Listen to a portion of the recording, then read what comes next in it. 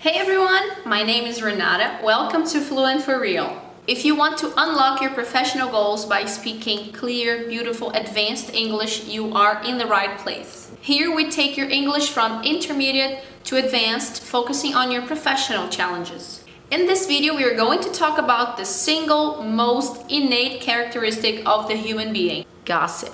Just kidding. We are animals who are capable of absorbing information and passing it on through language. We do that all the time. And that's what we're going to talk about today. We have new videos every Monday and Thursday at 9 p.m. Brazil time. Make sure to check those out. Subscribe to the channel, like the video, and also ring the bell to be notified about new uploads. And make sure to follow us on social media too.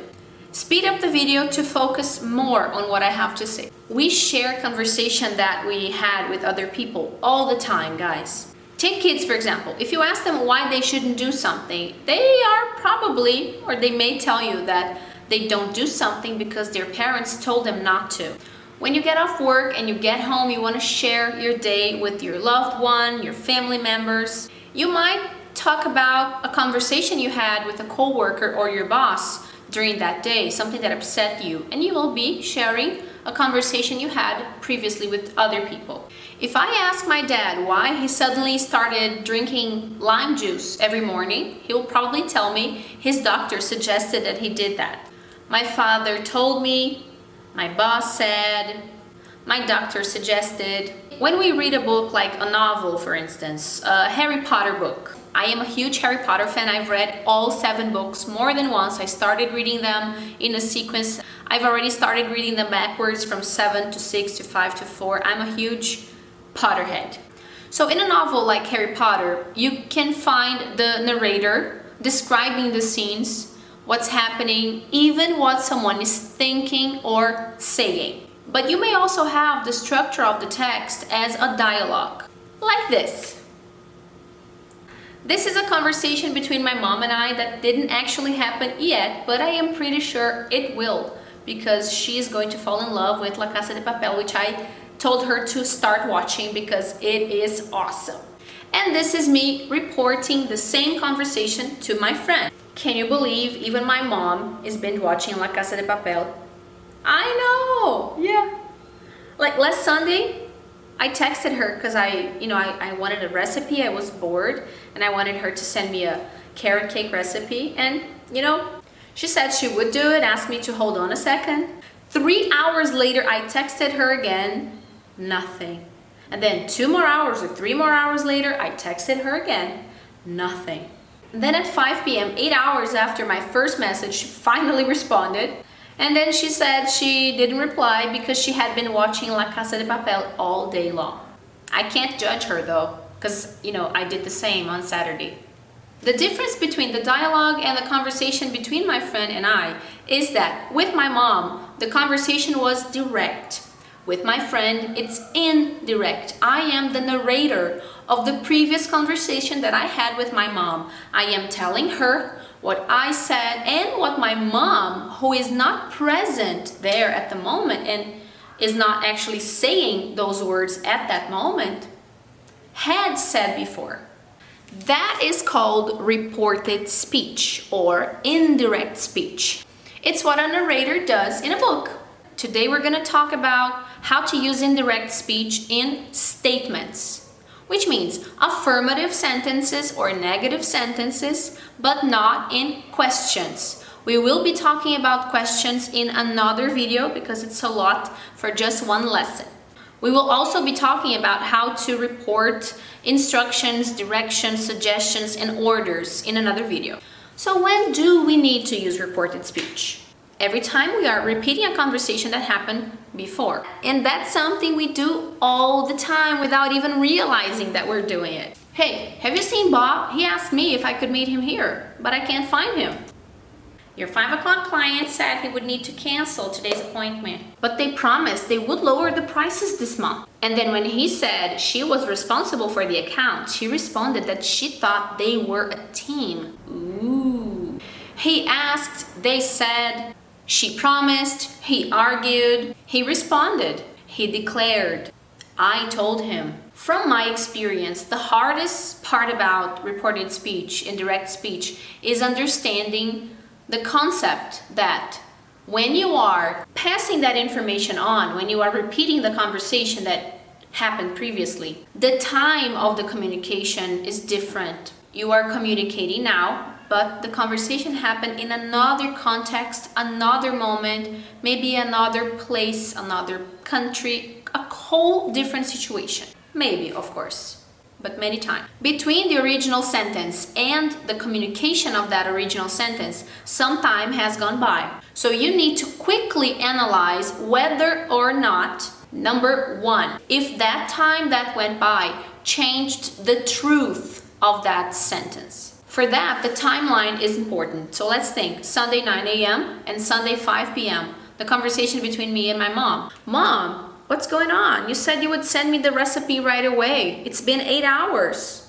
What's going on? Is everything okay? The original sentence of I will send you the recipe became you said you would send me the recipe, because it didn't come true. It didn't happen. She promised, but she didn't do it. Using you said you will send is not correct, because that future that my mom had planned and had promised and had mentioned when she said, just a sec, is already in the past, 8 hours later. So I can't use will anymore because the future is now in the past. And also, what she said originally is not true anymore because she didn't keep her promise. Not only is the fact not true because she totally forgot about me, but also the future is now past. 12 p.m. lunchtime. I'm going to join you guys for lunch. I'm coming. 12:30. Where is she? She said she was coming like half an hour ago. I think we should order. I'm hungry. Number 2. Something happened between the original sentence and the time of report. And now the narrator is not sure if that sentence is still true. The narrator doubts or is confused about that reality. I used to study with Rebecca back in the day, but I haven't seen her in years. I invited her to come over and I prepared a delicious vegetarian meal for her and a steak for me. You might be thinking, how rude. No, the reason why I did that was because Rebecca is a vegetarian. As we started to eat, I realized there was something awkward in the atmosphere. She kept ogling my dish as if it were the last meal on earth. And then I asked her, I'm so sorry, would you like me to make one for you too? I didn't make one because I remember you told me you were a vegetarian. Yeah, I am a vegetarian, but you know what? Ever since I got pregnant, I've been having these cravings for meat. I don't know where they're coming from, but I'm okay. The information that I initially had was different from what I could see at that moment. So I said, I didn't make one because I remember you told me you were a vegetarian. Basically, those are the two universal situations when you will need to use reported speech. And you can't keep the sentence in its original verb tense. And you know when else that happens? When you have to use reported speech, 99% of the time, when you start a sentence with, but I thought, if you are saying, I thought, something was true, it's because you probably don't think that anymore, or you're not sure if what you thought is correct or not. Bingo! Reported speech. But I thought you were a vegetarian. She isn't. But I didn't think it was gonna rain. It's raining.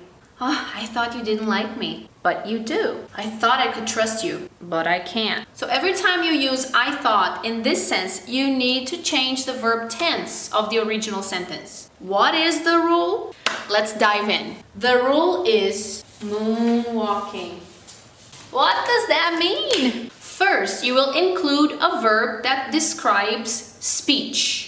For example, she said, she declared, she stated, she responded, she replied. And with all those verbs, you may use that as an optional word. She said that, she replied that, she responded that, she declared that. But you don't have to, it's optional. So you're gonna get one of these verbs. Let's go with the easiest one. Said, she said, he said. And there is no me after said. She said, not She said me. A lot of people make that mistake. So after we have the verb that will describe the speech, we'll begin the sentence. She said, she declared, she responded. We're gonna go with the rest of the sentence. That means we're gonna get the original sentence and moonwalk it. We're gonna get that verb and change to the past form of that verb, or the closest to a past form that we can have, that we can find. Is becomes was. Does becomes did. Eats becomes ate. Like becomes liked. May becomes might. Can becomes could. Has done becomes had done. Will becomes would. Am going becomes was going. What about the past? What about did and had done? I will be talking about the exceptions later on in the video, so keep watching. Let's practice. Remember, moonwalking. Focus, it's a fast exercise. How do you report this? Using she said for all the statements. I can't believe it. She said she couldn't believe it. I won't attend the meeting. She said she wouldn't attend the meeting. What is she doing here? He may not agree. She said he might not agree. There is some kind of misunderstanding. She said there was some kind of misunderstanding. They're having second thoughts. She said they were having second thoughts. John does not appreciate the gesture. She said John didn't appreciate the gesture. Mel was overlooking the problem. She said Mel had been overlooking the problem. Bob is leaving now. She said Bob is leaving now. Well, there are other elements besides the verb that need to be changed too. For example, anything that indicates time or position. Position.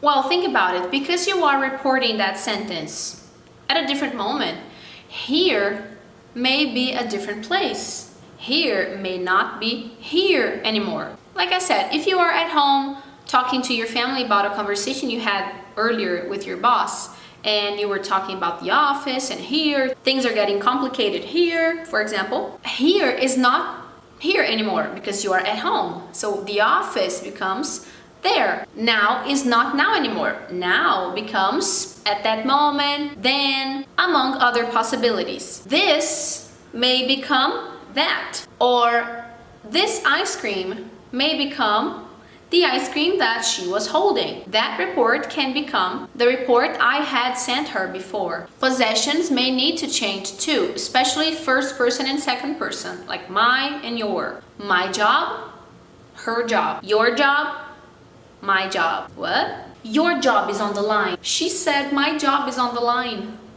My job is on the line. She said her job is on the line. Side note, on the line means at risk. I may lose my job if I don't deliver this. My job is on the line here. How would you report these sentences?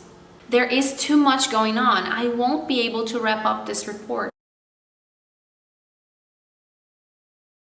One possibility is, Rupert said that there was too much going on, so he wouldn't be able to wrap up the report he was working on.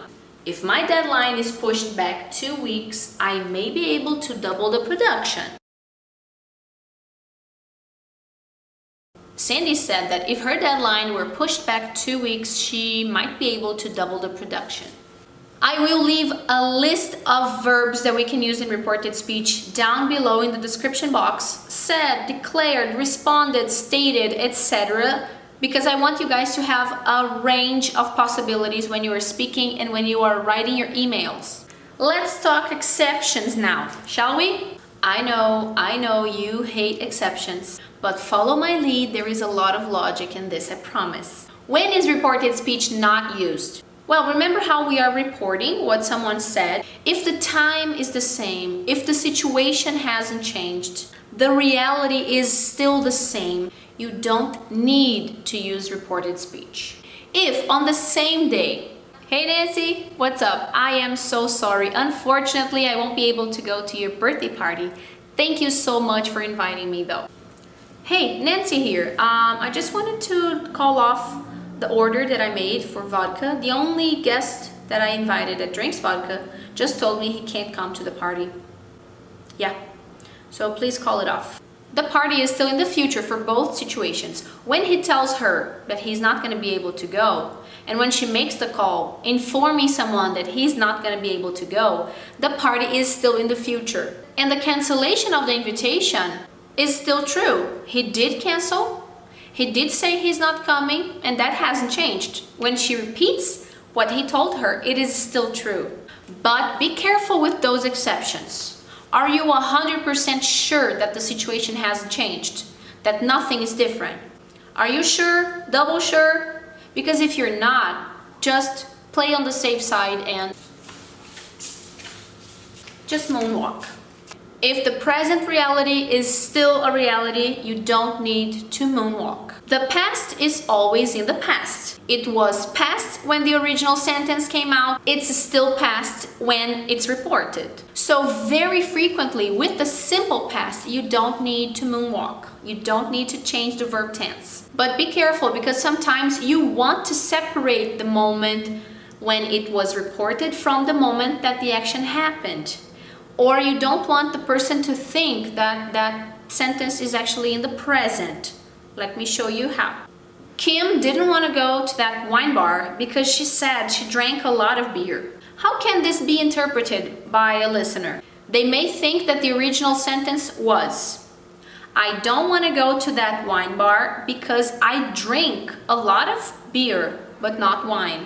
Or it can be interpreted as, I don't want to go to that wine bar because before now, earlier, I drank a lot of beers, so I don't feel like drinking anymore. So if you just want to make sure you're clear about that past, you just say, she didn't want to go to the wine bar because she had drunk a lot of beer. So we understand that at the moment that she was communicating that is a different moment from the moment she was drinking or the moment that she drank.